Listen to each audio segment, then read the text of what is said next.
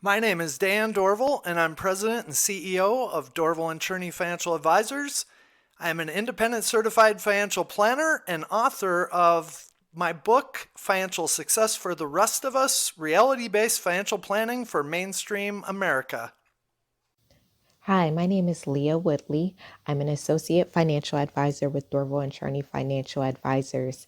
Our conversations discuss what it means to do quality of life planning in all areas of your life.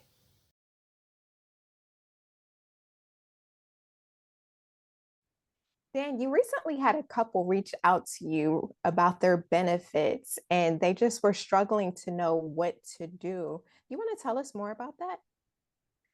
Yeah, so most of our relationships are part of group advisory agreements, and that's a very unique way of doing business where we're compensated as fiduciary advisors under these large groups to help all of their participants, and it allows us to become experts in what they're doing.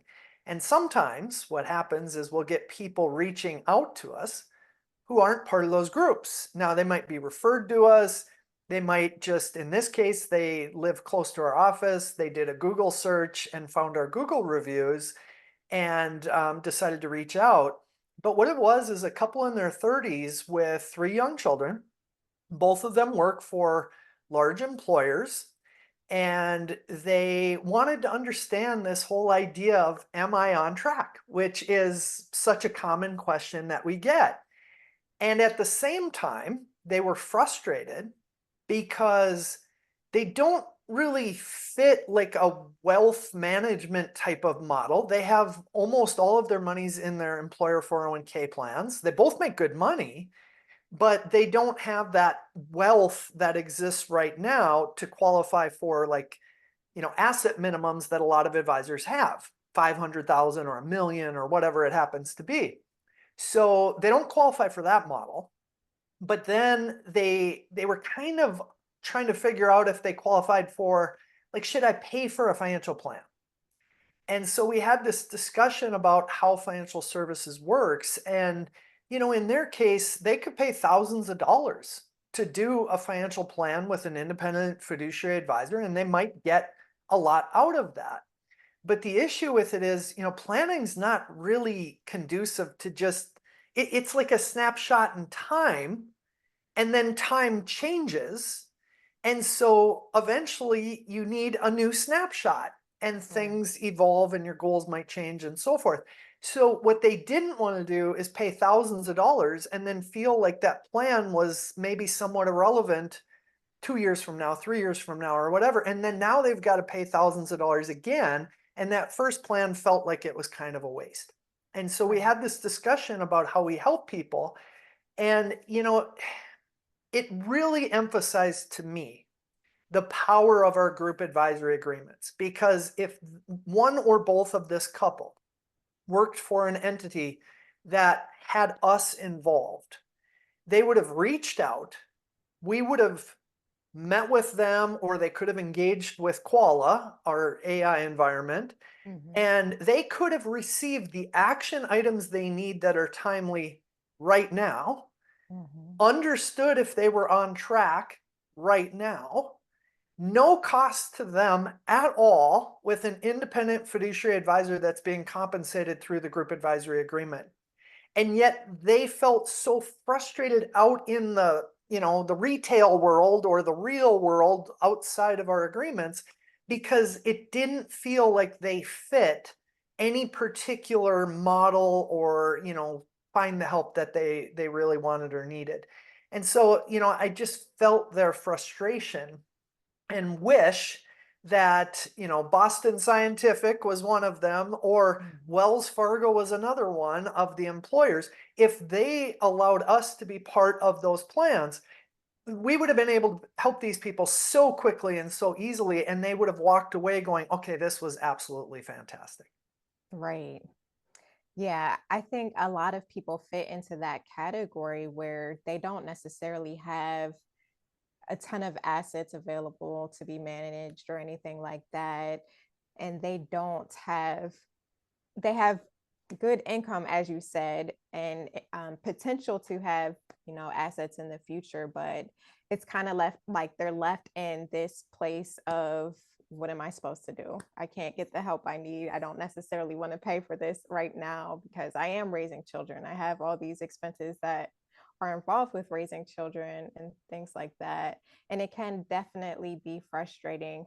I think those would have definitely been good candidates for Quala because they would have been able to have actionable advice right at their fingertips very easily, the same type of advice that we would provide in a meeting. Well, and then if they had specific questions, Quala just leads right into an engagement with an independent certified financial planner. So if Quala didn't quite get them where they needed to be, then they could reach out and a CFP would help them. So that's the beauty of our relationships. Absolutely. So I had another one that was also along the same lines. Now, in this case, it was a referral of existing clients who are Okay. under our group agreement, and their daughter is 23 years old, just started working with a large employer. It's kind of her first real job. She's making good money. And again, just, what do I need to do? How does it work? What are my action steps? She doesn't want to be overwhelmed with TikTok videos and, her friends saying you should do this or social media saying you should do that. And she just wanted to know, what do I do? And so in her case, I was meeting with her and my thought was she had no idea even how to get into her 401k plan. And part of the reason Mhm. it was confusing was this large employer had a benefits consultant. And so a lot of their online stuff was run through this benefits consultant. Well, she didn't know the difference between the benefits consultant and the custodian of her 401k. So it's like she didn't even know Mhm. where to log in to see what am I contributing, how am I invested, how does my plan work? And so she was frustrated, literally like not knowing how to just even take that first step of understanding what I have. And so we were in a Zoom meeting like this, and I just had her kind of walk me through like where she was, and I explained what a custodian was, and we figured out where she needed to go. And then it was very easy for me to just walk her through, okay, here's how much you contribute here. She had some really good savings. She had lived at home for a while and accumulated some money. So modest student loans, we directed her to pay off her student loans. She's just in great shape now to anticipate all of those major life changes that might happen to her in her 20s and 30s, maybe getting married, buying a house, having children, all of these massive life changes. She's on the right track and Right. in a really strong foundational position to be able to deal with those things. Well, I had a similar meeting with an employee that is under one of our group agreements, and she was in her early 20s as well. This was her first job. And I wouldn't say she was frustrated, but she just didn't know what to do. And we see that frequently. As you said, we get a lot of people who come in and just want to know, what am I supposed to be doing? Am I on track? And she was one of those people. And we were able to help her navigate her debt. She had some modest credit card debt and modest student loan debt. She came in specifically to know what she was supposed to do with her 401k. And under that agreement, we already knew everything about her 401k. So we were able to provide her with direction on that. She also was completely unfamiliar with the pension. And so sometimes we meet with people who don't know what they don't know. And she was one of those people. So I was able to explain to her how her pension worked, how it will benefit her in the future if she decides to stay with the hospital system.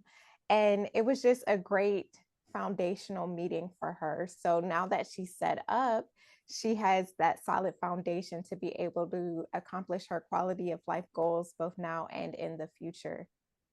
Well, and where would somebody go to get that at that age without assets? And Right. really, she doesn't want to pay thousands of dollars for a financial plan. It's not worth it for her to do that.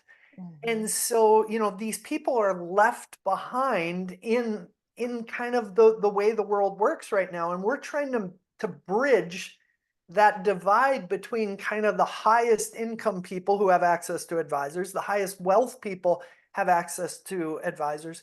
But when you talk about this really large segment of the American public that just historically, like, your point about they don't know what they don't know. They're Yes. not even sure what questions to ask. They don't know what information applies to them. So maybe they get some generic guidance or education through their plan, but they really just they want somebody to kind of take their hand down the path of what they need to do and say, do this, do this, do this, and you're going to be in a better place from a quality of life perspective.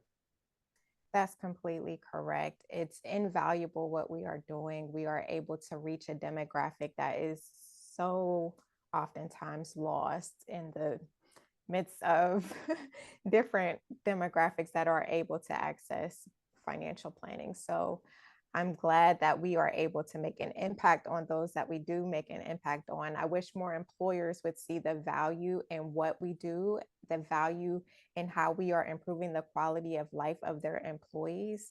There are studies, documented data, and research on how a lot of employees are stressed financially and it's impacting their performance at work. It's impacting their productivity, which ultimately is impacting companies' bottom lines. And especially with the demographic we work for, this could potentially impact people's lives. Our demographics are in the healthcare industry, so they are working with people's lives here. Yeah. And so to be able to alleviate some of that stress, to be able to provide clarity and peace of mind to their employees, it's invaluable. This was part one discussing our group advisory agreements. Next week, we will get into part two, and you do not want to miss it.